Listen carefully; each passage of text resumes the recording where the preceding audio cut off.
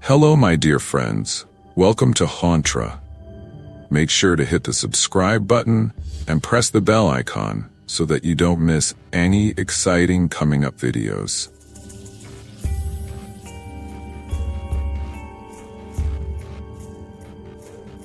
Emma and her younger brother Jake drive through the remote town of Hollow Glen on a stormy night. Their car breaks down near the town square, where every building is cloaked in darkness. The streetlights flicker ominously before extinguishing completely, leaving only the storm's faint flashes to illuminate their surroundings. Hollow Glen had been abandoned for years, ever since the night the shadows moved, as the legends claim. As the siblings step out of the car to investigate, a cold wind wraps around them, carrying faint whispers. The once picturesque town now feels like a stage set for a nightmare. Jake notices dark shapes shifting at the edge of his vision, but they vanish when he turns to look. Emma tries her phone, but there's no signal, and the battery drains inexplicably fast. A nearby church bell tolls, even though the clock face shows midnight. Their footsteps echo eerily as they cautiously approach the glowing door of an old diner. Inside the diner, the air feels heavy, as if time itself has stalled. Dust coats the countertops and cracked vinyl booths, yet the faint scent of freshly brewed coffee lingers. Emma notices a half-filled coffee cup sitting on a table, still warm, as though its owner had just left. The jukebox in the corner crackles to life, playing an old, haunting tune that sends shivers down their spines. Jake's flashlight scans the room, catching brief movements in the reflective surface of the windows. "Did you see that?" he whispers, his voice trembling. Emma brushes it off as paranoia, but her own unease grows. Suddenly, the whispers they heard outside grow louder, swirling around them like an invisible storm. The voices speak in overlapping tones, their words incomprehensible. A chilling breeze rushes past, slamming the diner door shut behind them. The sound of footsteps echoes from the kitchen, though no one is there. They find a tattered map pinned to the diner wall, marked with cryptic symbols and locations across Hollow Glen. The map's paper feels oddly warm, almost alive, as Emma runs her fingers over it. A red circle marks the old mill, with a scrawled note reading, "Don't let the shadows touch you." Jake shines his flashlight on the map, revealing faint words written in what looks like blood. The message warns of the Shadowborn, entities that consume light and trap their victims in eternal darkness. "We need to leave now," Jake pleads, but Emma insists on finding help. As they debate, the shadows in the diner begin to stretch unnaturally, creeping closer. Emma stuffs the map into her bag, and they sprint out into the stormy night. The glowing light in the diner's window extinguishes, leaving the building shrouded in complete darkness. The siblings follow the map toward the old mill, but the town's layout seems to shift with every step they take.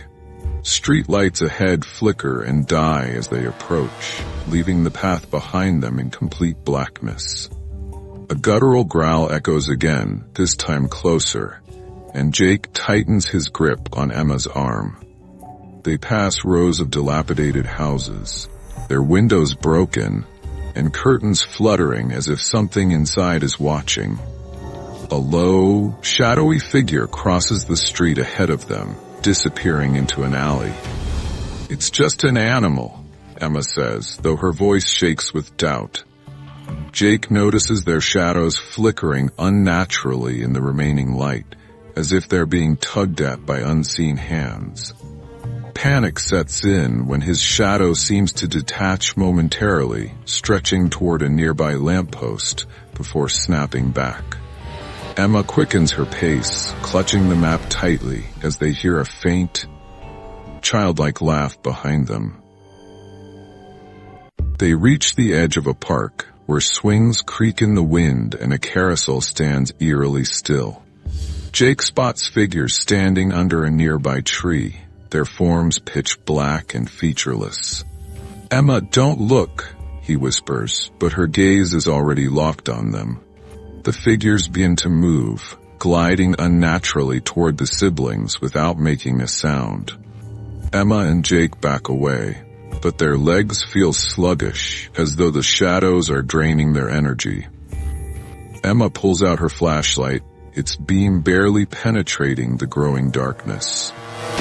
One of the figures raises an elongated arm, pointing directly at Jake.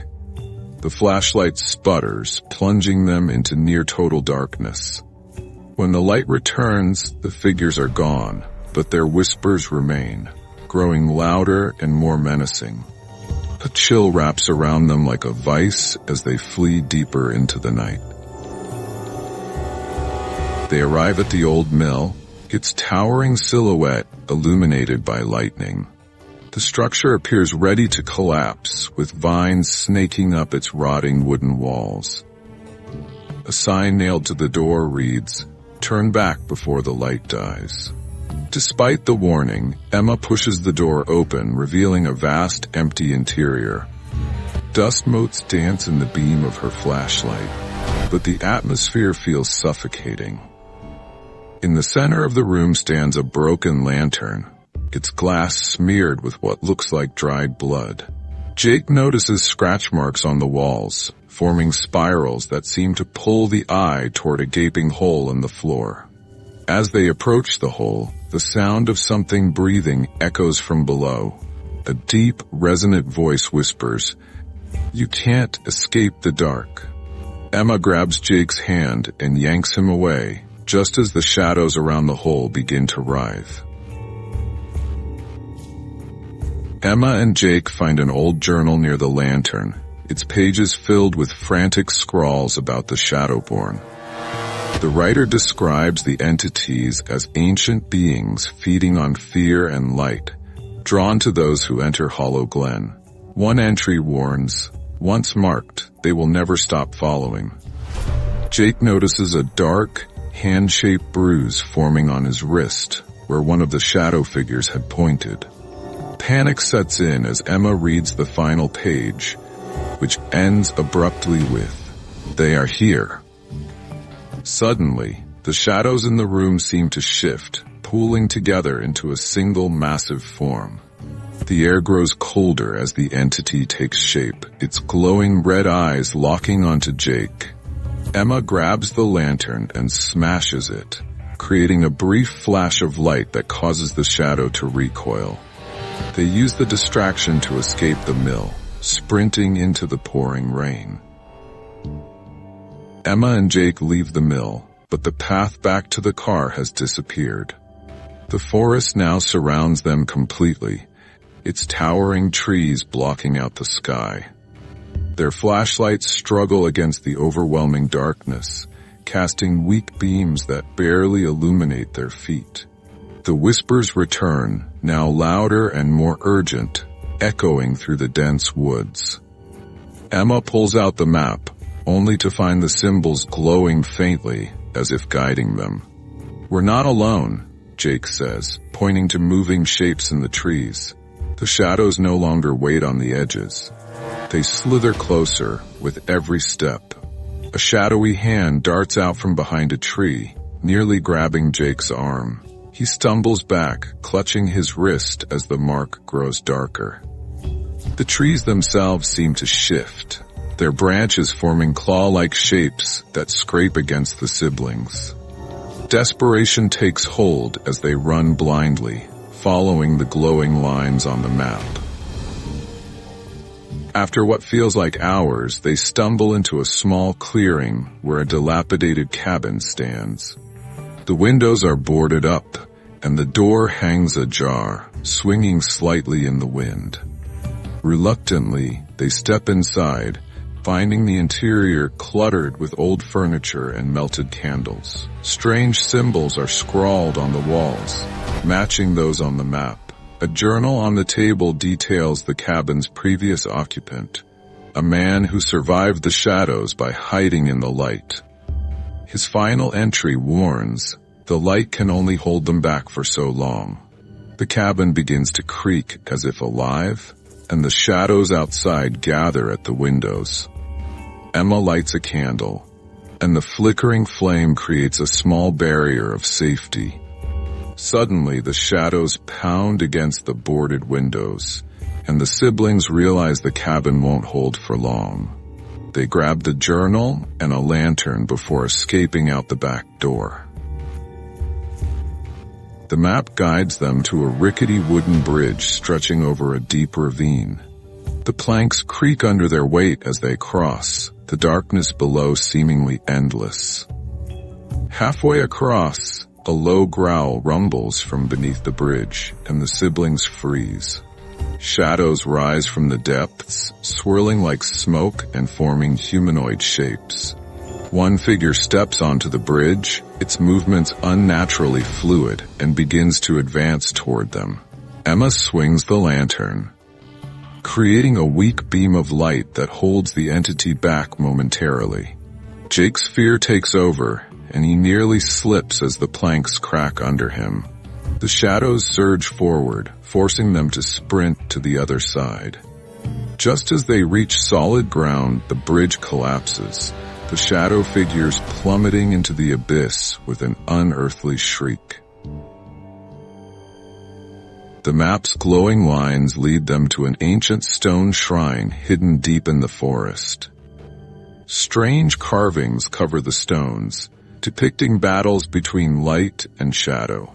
At the center lies a cracked mirror surrounded by extinguished candles. Emma reads an inscription, "Only the purest light can banish the dark." As she examines the shrine, the shadows gather on the edges of the clearing, whispering louder than ever. Jake places the lantern on the altar, and its flame grows brighter, casting the shadows back temporarily. The light reveals skeletal remains scattered around the shrine, their bones blackened as if burned. The whispers turn to guttural growls, and the shadows surge forward. Emma grabs the cracked mirror, hoping it holds the key to their survival. The siblings flee again as the light from the lantern begins to fade. The siblings stumble upon a forgotten village, its buildings leaning and overgrown with vines. Lanterns hang from posts, their flames flickering weakly. As they move through the village, they hear faint voices, almost human, but not quite. A figure appears in a window, its eyes glowing faintly before vanishing. Jake enters one of the houses, finding an old diary on the floor. The diary tells of villagers who tried to fight the shadows but were consumed one by one. Emma spots a shadow figure standing at the edge of the village, motionless but watching them. The air grows colder, and the lantern Emma carries flickers dangerously. When the figure steps forward, they realize they need to keep moving. Grabbing the diary, they sprint toward the woods once more. The map leads them to a massive cave entrance carved into a cliffside, the final destination marked in red. The air is damp and suffocating, carrying the faint stench of decay.